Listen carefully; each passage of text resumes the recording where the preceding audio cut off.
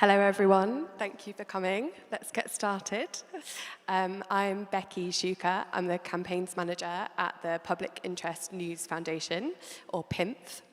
PINF is the UK's first charity working to regenerate local news in the UK, and we focus on research and advocacy in support of that goal.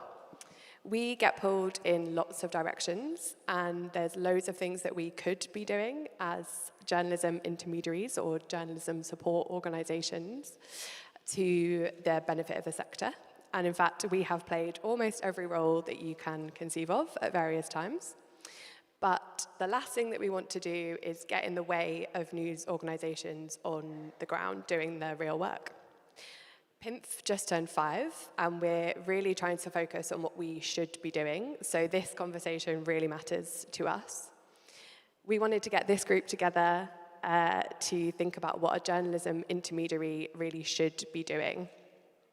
And I really want to hear from all of you in the audience about best practices modelled by intermediaries in all different contexts. So I'd really encourage you to think as we go along what you believe a good journalism support organisation should and could be. We'll have loads of time to hear from you, and I really mean that. I'm not going to throw to you 2 minutes before the end. So I really want all of you to be part of this discussion. But first, thank you so much to our panellists, Richard Tofel, Vera Peneda, and Sarah Alvarez.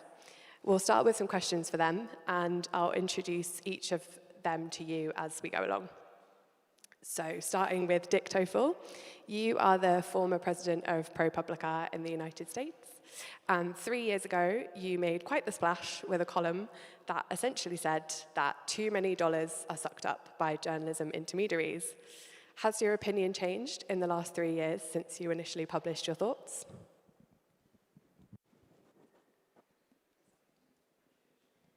Is this on now? Yes, excellent. So first of all, Beckie, thank you to you and PINF for having me, and this is my first time at this conference, this festival. It's been a delight and an enormous privilege, and I'm thrilled to be here. I would say a couple of things as reflections 3 years later about those, or 2.5 years later about those columns. The first is that I then had and still have absolutely no objection or problem with shared services, like Newspack, for instance, or working on jointly on libel insurance, which I'm trying to do myself for a consulting client at the moment, or the provision of legal services, or other things. I think shared services is important. I also have no problem with re-granting organizations. I think, for instance, that in its selection of local news organizations that already existed around the United States to support, that the American Journalism Project has done, by and large, really outstanding job, very impressive job in selecting organizations. And I think that's been a very helpful addition to the infrastructure. However, there are a couple of problems that I do have and still have. The first is I was and remain particularly concerned about membership organizations that frankly are thriving more than their members. I don't think that's appropriate. I think if you have a situation in which the membership organizations are growing enormously and attracting more and more funding while their members are struggling, that ought to be a sign of concern. I also think that, and I do think that, by the way, that unfortunately remains the case in the U.S. And I also think that institutional foundations, if they're going to give money to re-granting organizations, which is fine, ought to acknowledge that to that extent, they are surrendering the principal function for which their own staff has been employed. And as a general matter, for instance, I would regard it as a good rule of thumb that if you, in proportion to how much an institutional foundation is giving money to re-granting organizations, it ought to be reducing its own program staff. You give away half the money to re-granting organizations, you ought to shrink your own staff by about half. The point is, if you do it otherwise, we have an increasingly leaky bucket, right? Every time somebody gets paid to make choices, they need to get paid, right? And I don't think it makes sense to pay multiple layers of people to make the same ultimate decisions. Great, thanks so much, Dick. Vera Peneda will come to you next. You're Director of Programmes and Impact at the European Journalism Centre. What do you think the most important role of a journalism support organisation is? Thanks, Becky, for the invitation to be here. Thanks, everyone, for joining. I'm glad to participate in this conversation. And given the topic that inspired the panel, I feel a little bit like I need to justify the existence of journalism support organizations like the one I represent, the European Journalism Centre. We believe that we play a vital role strengthening the media ecosystem, especially with impact, innovation, and efficiency. To give an idea, at the European Journalism Centre, there are 10 people. We're a team of 10. We're a small, agile team of 10, but we support 50,000 journalists and over 300 news organizations across Europe. And I believe, I would say this data speaks to our impact and our reach. So this is, I would say, the multiplier effect that journalism support organizations or intermediaries, whatever we want to call them, can have when they focus on what they can do best. And in this regard, I agree with some of the things that Richard mentioned. I believe we can be very efficient at creating space for experimentation, shared services and resources for newsrooms, saving them time and money, or even providing the capacity that they don't have to utilize those resources, and enabling cross-border and cross-sector collaboration, which is also a type of work that it's not, let's say, a vocation in newsrooms. They're not as agile to do. So, and while we do this, at least at the EJC, our programs are created as well to tackle systemic issues in the media landscape at the same time. So we don't just provide grant funding, we don't just do a fellowship or an accelerator. These programs are created, for example, to create more inclusion and representation in the media landscape, which we know it's an urgent issue as well, if we want to reach the communities that need this information the most. So we are not a substitute for journalism. The journalism organizations and newsrooms and other stakeholders, actually, we can have a symbiotic relationship in the landscape. We don't produce the news or content, but we enable it, we make it possible. And there are examples of this, right? For example, the European Journalism Centre was among the first to launch an engaged journalism accelerator back in 2018. We have built and trained the biggest data journalism community in Europe.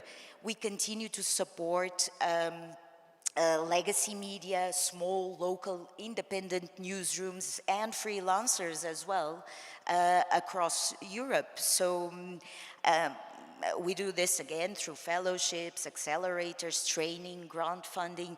It's about really understanding what are the urgent needs in the landscape and where we can intervene, right? But we are not here to substitute or to absorb the funding, right? It's not us or them.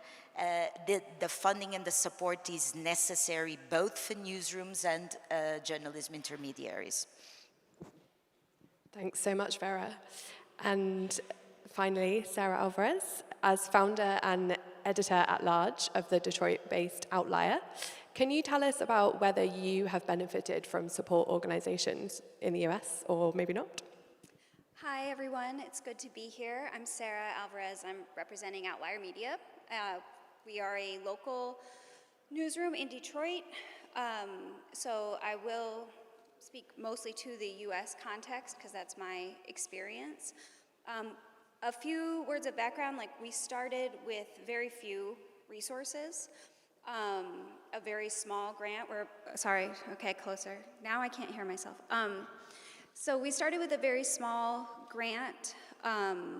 We are 9 years old, so we've really been through a lot of transition. We were not, we are very lucky now to be a pretty well-supported organization that's been able to grow a lot. But when we started, we were definitely not beloved by funders. We were not even understood by funders. Our models, I think, were seen as a little bit too outside the box or maybe even threatening. So we've been a part of a lot of different kinds of programs. We have been a member of many of these organizations. But the thing that I will say is that, like much of what is happening in our ecosystem, the role of intermediaries needs to change and is likely not changing quickly enough. And I think the question about intermediary is between whom? You're in the middle of what, right? For oftentimes we have found intermediaries to really be communicating what funders want to news organizations, and then there's not that pathway back of what do news organizations really need and maybe cannot tell funders because our bottom line depends on us being able to not be too challenging. But I don't think that many intermediaries really play that role of communicate there because they also depend on funders to really kind of challenge some of the way that we are working. So I think, yes, we have benefited from organizations. I'm sure that we've also benefited in ways that we don't even know. Maybe connections were made, resources were put our way because of our involvement.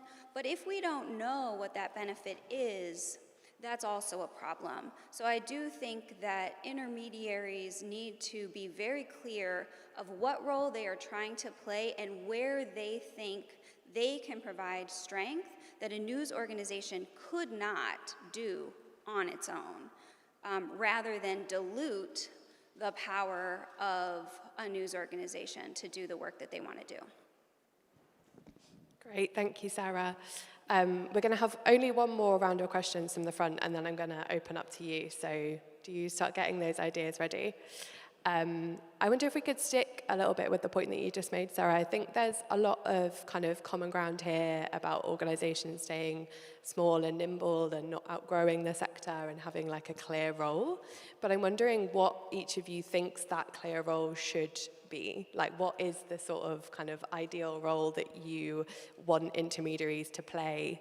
And what do you not want them to do? Being clear about what that role is. So maybe starting with Sarah, I wonder if you've kind of seen any evidence in your interactions with various support organisations of the kind of bottlenecks of funds that Dick's describing. Do you think that these organisations could be more efficient, and kind of what ways do you think that they can be better in the future? Of course. I mean, I think that what you would hope is that these intermediaries are most useful to news organizations that have fewer resources, and that the needs of newsrooms that are very small and are really meeting essential needs in their community are prioritized. And so if that's the case, then resource sharing and resource provision should be the goal. Whether or not that's an intermediary that should be doing that, or a foundation or a funder themselves should be figuring out how to do that, I think is a big open question. But I also think that one thing that we need to be careful of is we've been a part of a lot of programs where we really needed the resources, but the resources came with a lot of strings attached for other ways that we needed to spend our time, or things that they were bundled, right, into a training or a cohort or a really onerous set of reporting requirements.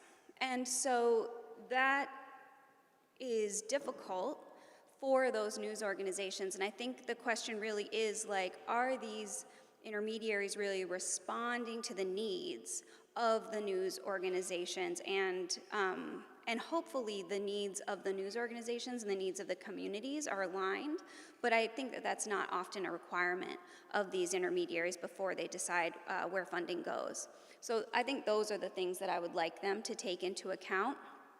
And I think that this, we can talk about this later, but I think that that can often be better done by coalitions or cooperatives or really like groups of news organizations, whether local or maybe they're organized by kind of a shared model or something like that.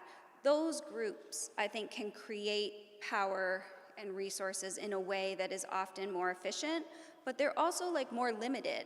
You know, I think I agree with Dick that like the less infrastructure, the better, because you don't run the risk of kind of like perpetuating something that has outrun its utility. Thanks, Sarah. And Vera, sticking with that topic of sort of what should we be doing in the future, how can you kind of be confident that the EJC is meeting the training needs of the people and the capacity building needs of the people in your network? And how do you kind of measure that impact to make sure that you're on track? So when we go about, first perhaps I would pick up some of the things Sarah said, because of course I'm hearing the criticism and accept it, right? From the place, at least from the experience of the European Journalism Center, and also the context in Europe is a bit different than the context in the US, I should say, right? Because in Europe, traditionally, we do not have as big intermediaries as we see in Europe. There were a couple of giants that are at the moment with, for example, the cuts on USAID ID freeze, the cuts in the support are endangered, right? In Europe, we don't see this size of intermediary this often. And to give an example, when we apply for funds from the European Commission, we always do this in consortiums of 2 or 3 or even more intermediaries. And all the funding, all the money comes with strings attached. The secret perhaps is to make sure that the goals of the funder are adjusted and aligned with the goals of the intermediary and those of newsrooms, right? So one thing, for example, that I really enjoy doing is whenever I travel for work, I take the opportunity to visit a newsroom. Because it is very much the approach of newsrooms, right? Who is my audience? Who am I serving as an intermediary? I'm serving newsrooms, so I need to talk to editors, to staff, to freelancers, to understand their needs.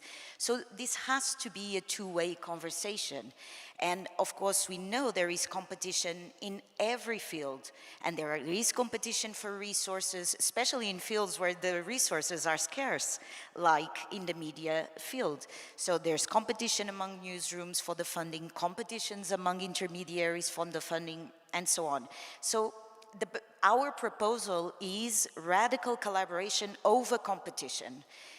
And I've heard this in several panels during the event as well, that especially at this time of need, this collaboration needs to be our mindset, our way of working more than ever, because the intermediaries provide a bird's eye view of the challenges in the landscape. If they're not, they should be very close to the newsrooms and to the journalists to understand and listen from them what the needs are.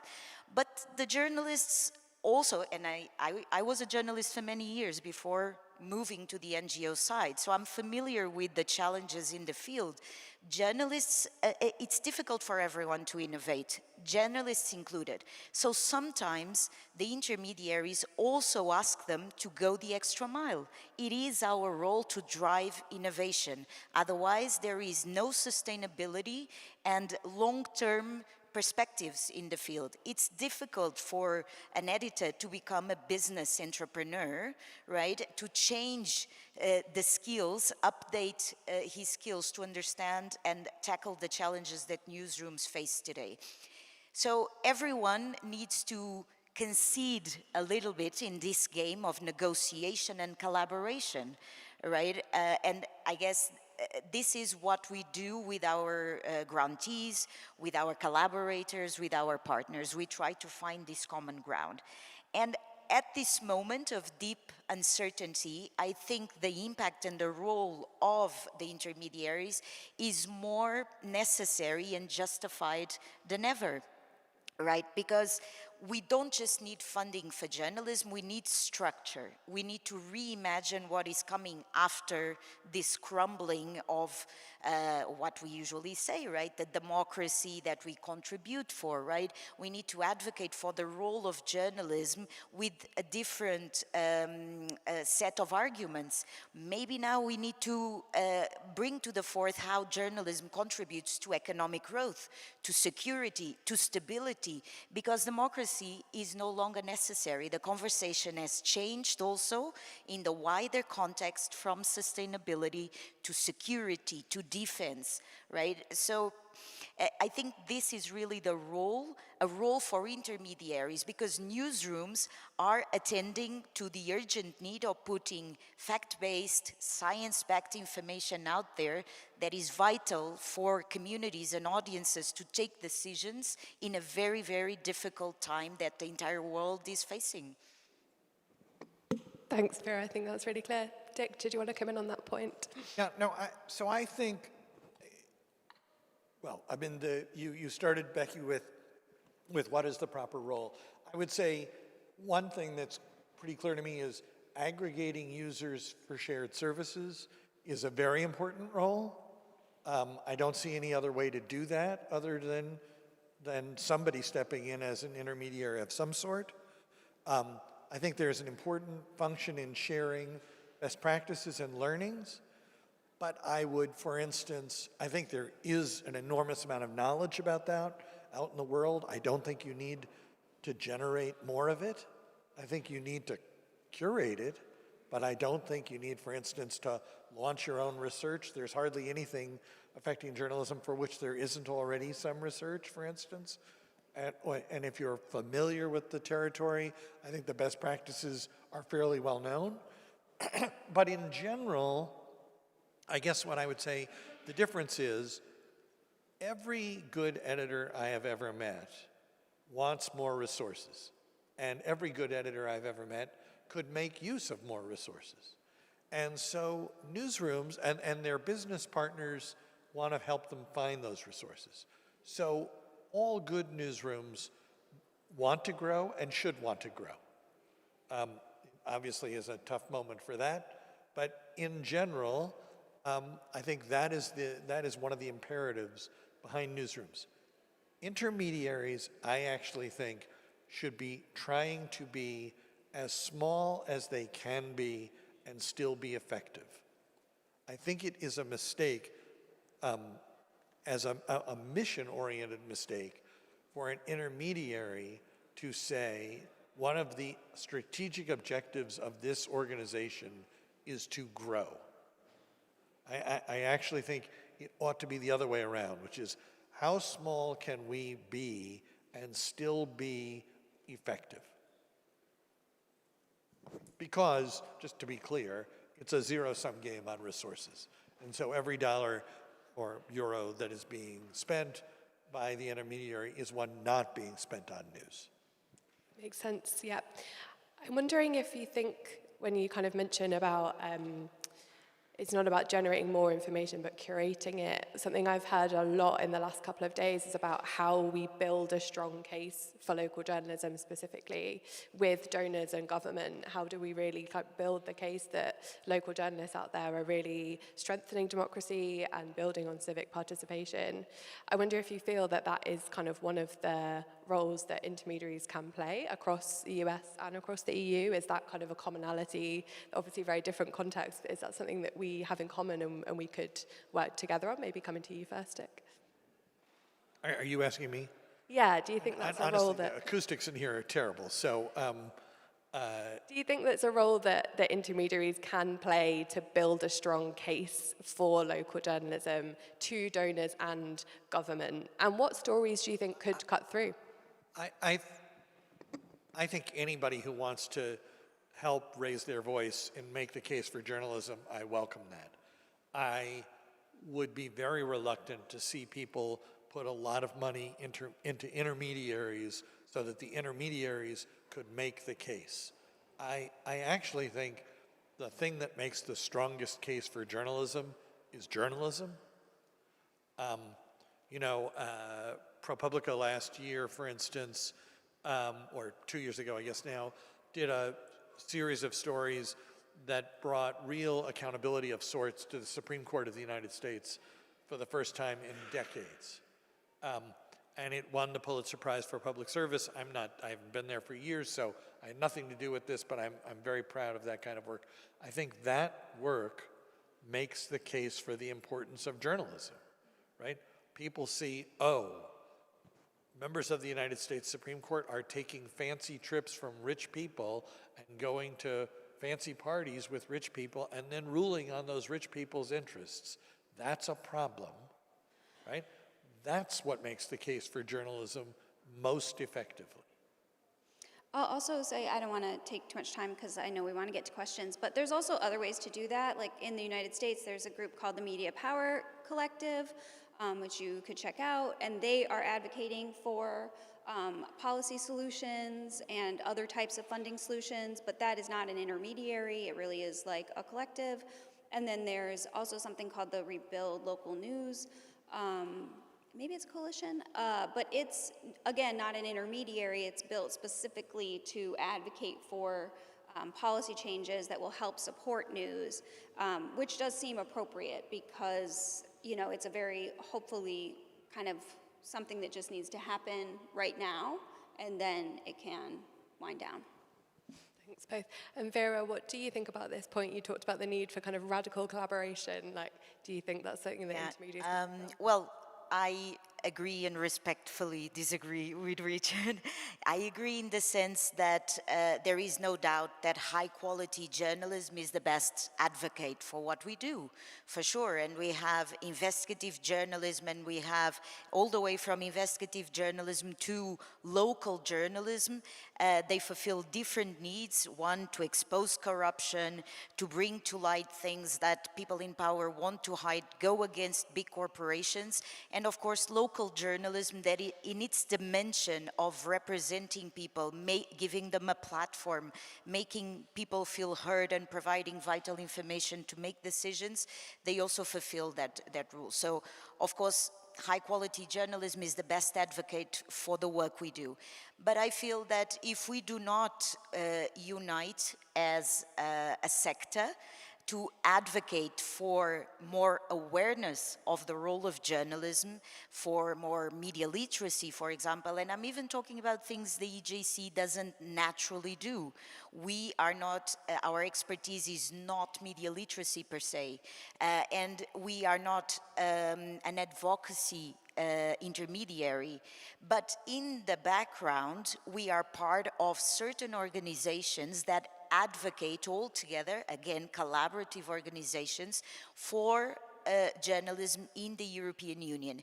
And I feel that if we don't do this, right, there won't be a couple of lines in the text from the European Commission committing to supporting journalism in the next multi-annual budget, for example. And there are several experts involved in pushing for this. So I think we need both again. We need content, not more content, high quality content, curated content. I wouldn't say more, in that I agree, because the audiences have told us they don't need more, they are overwhelmed.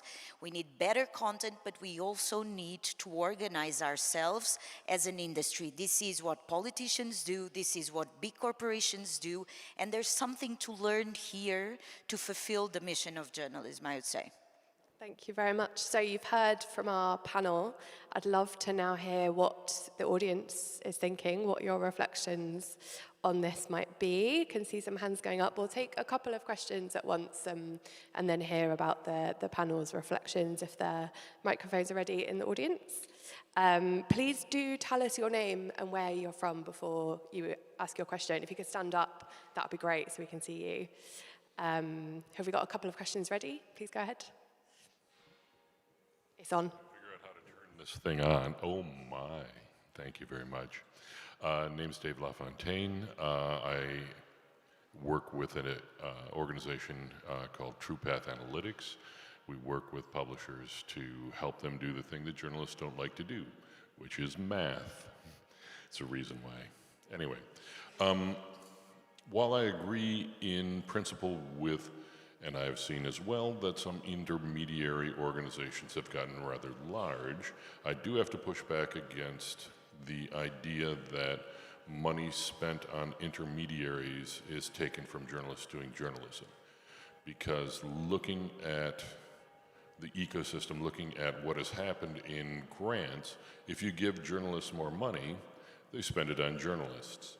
They spend it on expanding their coverage. They tend not to spend it on the things that the intermediary organizations push, which is sustainability. And again, in the areas that journalists tend not to be very good at, which is management or data or business, simple accounting skills. So there is a role for intermediaries to play in pushing them. Also, the other thing, to your point that you just made, we are facing challenges now from networks, from networked organizations that are doing disinformation and misinformation across international boundaries. And it takes a network to fight a network. And we have a grantee right here. Anyway, thank you very much for that. I would ask, what sort of transnational organization do you think there should be to try to fight back against these transnational challenges that journalism is facing insofar as misinformation, disinformation, and the collapse of business models? Great, thanks very much. We'll just take a couple of questions and then we'll take them at once, if that's all right, Dick. Have we got a second question in the middle there? Hi, my name is, I want to go lower if you want. No. My name is Edis de Bruyne. I'm from Journalism Fund. We are an intermediary since 1999. We cover Europe, and our task is to find money, to give it to the journalists and the media in a way that nor the journalists are losing their independency, and that the donors are not attacked because they gave money to certain media outlets. How do we do that? We are a firewall. This is the reason why we exist. This is our raison d'être. We select projects, and they are selected by juries that are professional journalists and people from the media, not our journalism fund ourselves is selecting them. It's the journalist sector, it's the media professionals. So it's driven by the need of the journalists and the media, and it's selected by the media and the journalists and the professionals. So we are really an intermediary. We supported almost, more than 2,000 projects, almost 4,000 grantees.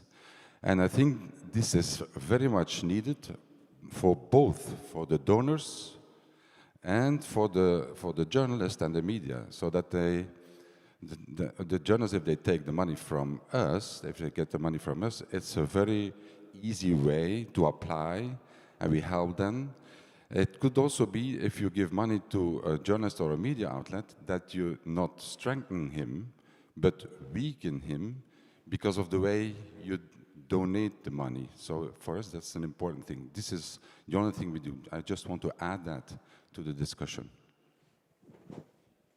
Okay, I think we'll take responses to those 2 questions and then we'll hopefully have time for many more rounds, so keep those questions coming. I think, Dick, you were quite keen to respond to the first question. Do you want to go ahead? So I want to take some exception with the idea that that journalism organizations tend to be weaker on the business side, weaker on questions of sustainability, and therefore we shouldn't give them money. We should give the money to somebody else who's going to somehow teach them to do that. I actually think, I think that's, if that's what I heard, and it is what I heard, find journalism organizations to support that are better at that and encourage them and support them. You're absolutely right that journalism organizations need to focus on sustainability, need to have strong business sides, need, Lord knows, at this stage to make sophisticated use of data. I completely agree with all of that. So funders should insist directly that journalism organizations do that. And they should reward the ones that do by giving them money and disincentivize people to not put effort into that by not giving them money, and let people know that that's part of the table stakes of this, of existing in this time, and proceed that way. I don't think that, anyway, I think I've made that point. Great, thanks. Any further reflections from the panel on these? Yeah, I do agree very much that intermediaries do have this firewall role between funders and newsrooms to make sure that editorial independence is guaranteed, right? So when a funder gives us let's say 300,000 euros to redistribute through newsrooms, what the intermediary guarantees here is that the funder is not in direct connection with the newsrooms influencing their editorial policy. And the intermediary creates a process that is usually a selection process to make sure that we are giving the money, this to address a little bit the point Richard mentioned, we are giving the money to those newsrooms who need it the most, but who also agree with the strings that come with the money, that are often attending training. We almost never give grant funding, pure grant funding. With the grants, we do something, it's called Grants Plus. With the grants comes training and being part of a network to collaborate with with other newsrooms, so the cohort, all the grantees, if you will, right? So right there, we are strengthening the landscape and helping sustainability across a series of newsrooms, often in different countries. And so I understand the perspective of the funder, right, who needs this player, this middle player, who is more knowledgeable also about the needs of journalism, usually, and to make sure there's no meddling with editorial independence. And we understand the perspective of newsrooms. We try to make the application processes the most agile possible.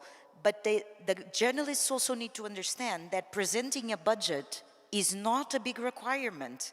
Everyone who asks for money needs to tell us what they're going to use the money for, right? Because I know journalists complain, oh, we don't have anyone on the team to apply for the grants, to make budgets. Yeah, such is life. You need to learn how to put together a budget. AI can really help with this nowadays. There has to be, like I mentioned in the beginning, a little bit of concession from every room. And us as intermediaries, we are super approachable at the GC. We are not this big corporation sitting next to the commission. We are not even based in Brussels, for that matter. You can visit our office, you can send an email, you will get a response. If you tell us, hey, look, this application process is a nightmare, and we will work on it for the next round, right? But yeah, there is this role of a firewall that is super, super important. and addressing the question of the transnational organizations that should exist, right, to beat other transnational organizations. For sure, I think that's a great principle, right, and is completely intertwined with the call for collaboration.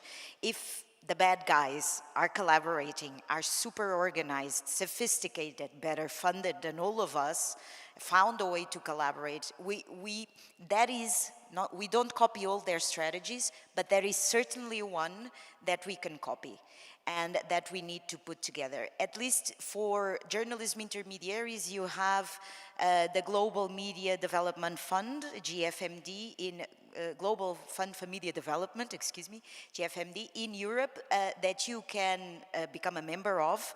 And there is discussion now, for example, in this post-USAID context, on what can we do to advocate for the funds for journalism and more than the funding solutions. Great, thanks very much, Vera. I'd love to take a couple more questions. At the back, yep. Hi, okay. Hi, I'm JJ Robinson. I'm a media development consultant with a background in both journalism and as a funder. My question is, given this trend over the last sort of 4 or 5 years of, at the donor level, making fewer larger grants, often to intermediaries, to what extent do intermediaries now have an obligation to pass some of that along to the people that they're working with to up the regranting game? Or are we going to have a situation where there'll be all of this training, all of these capacity building workshops for jobs that no longer exist? Thank you. There's a question down here at the front as well. If we could take this one next from the front. Oh yeah, you go first, yes. Hello, my name is Wan Yip. After listening to you, I feel like maybe I can add a perspective. I actually don't know this word intermediaries in this context in our sector until 3 days ago. So I know nothing about this topic, and I'm in media production for 25 years. And recently, I become an independent researcher looking for developing media innovation tools that can help with support business operations. So I came to the festival with a prototype, and I'd speak with journalists, I spoke with funders, I spoke with media development organizations, and the funders, they would tell me, yeah, we do, because my tool is focusing on impact analysis and essentially how media development organizations, outlets, and funders can work on the same platform. This is my vision. I don't know if it's feasible yet. That's why I bring the prototype here and talk to people. And the funders say, yeah, we need to have these deliverables. But then that's it. That was the end of the topic. And then the journalists, they listen to the idea of my tool, and they don't know how to respond it, because maybe they're not that familiar with the business operation side, or they don't really know how AI tools can work and help them, outside of content generation. So actually, most of the most useful feedback that I got are from media development organizations. Yeah, they were telling me, what kind of maybe additional features, maybe what kind of gaps that you can fill. Is it really needed? That's my biggest question. Is this tool really needed? Is it really useful? Because I come from a production background, so I don't really know. I also need to learn how the business side works. Yeah, so these media development organizations, actually, they were giving me very positive or not, constructive feedback for me to work with, to work on these tools. Yeah, so I just want to offer my perspective. Great, thank you. Another potential intermediary in the making in the room. Thanks very much for sharing your perspective. And then there's a question at the front here.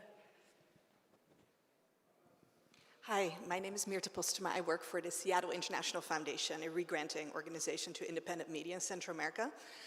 My questions are for Sarah. You mentioned one of your main pain points being the money that you get through intermediaries comes still with a bunch of conditions attached. Are there other kind of bigger complaints that you had, or are there things that you think would be helpful that you did not get? And a second question, if I may, after Vera's last remarks, about this kind of these networked projects. I see that a lot of, especially big multilateral donors, love funding these kinds of initiatives. And of course, I see value in sharing information and experiences, but I sometimes also wonder whether this is something that is more coming from a donor community than how interesting and important this is for, and I'd love your perspective on this, because obviously media organizations need money, there's some salary in there, and they participate in these projects. And I'd love your critical perspective, please, on these things. Okay, well, I'm glad you asked, because I think that part of why you can be frustrated by, and again, we have benefited a lot from working with intermediaries, but there is a question of alignment between what we are trying to do to serve the needs of our community and what funders need. And I think that we need to be convinced at a news organization level that the requirements of these intermediaries are fulfilling those requirements will actually help us meet our mission. So to Dick's point earlier, to be a more sustainable news organization, that is important if we want to actually be able to serve our community for a longer amount of time. So if we are actually convinced that that's worth our time and we are supported to do that, I think that's something that we are willing to engage in. If there are other requirements, like us needing to be trained on something that is proven to not be useful, that is a much more frustrating experience, because it's still the case that those resources might be so needed that we're going to have to go through that anyway. And again, I think that because some of these groups don't really need to take our viewpoints into account. They can be open, but they don't depend on us. They depend on the funders. So that feedback loop of what is actually really providing utility for a news organization, and at the end of the day, the most important thing for the communities that we serve, that feedback loop is broken. And I do want to point out that there's two different conversations happening here, because a lot of intermediaries are trying to exist to keep the industry of journalism strong and the ecosystem of journalism strong, but again, that's not always connected to how is our individual newsroom's strength taken into account, and are we sure that these things are aligning? And again, I think that there are lots of ways that you can do this, and self-organized groups of newsrooms and journalists can also do this well, and those tend to be much lighter in terms of the infrastructure. Thanks, Sarah. Vera, did you want to respond to the question about networks? Yeah, sure. So I think that what Sarah just mentioned, right, explains very well what happens in the game, especially of wanting core funding. It's the holy grail of funding, right? Everyone wants core funding to do with the money and manage the money in a more flexible way. And the newsrooms need core funding from the intermediaries, and the intermediaries ask for core funding from the funders, in whatever way that funding will go, for intermediaries or for newsrooms anyway. So this flexibility is necessary, right? But at the end of the day, it boils down to listening to the needs of your community. While newsrooms listen to the needs of audiences and communities where they work, we have to listen to the grantees. And the issue is, what I see, the situation is so desperate to find funding that grantees will go out of their way and their regular mission and goal to create something that will fit the call for funding, the call for proposals, right? So this is wrong, but it's also very hard to say no to whatever money is available. So it's only human to do that, but it is responsibility of the intermediaries and the funders to understand also when that happens. And read what's in front of them. Wait a minute, if this newsroom is serving underserved communities, why are they asking money for whatever thing that is completely unrelated? They are not the right profile of grantee on that occasion, unfortunately.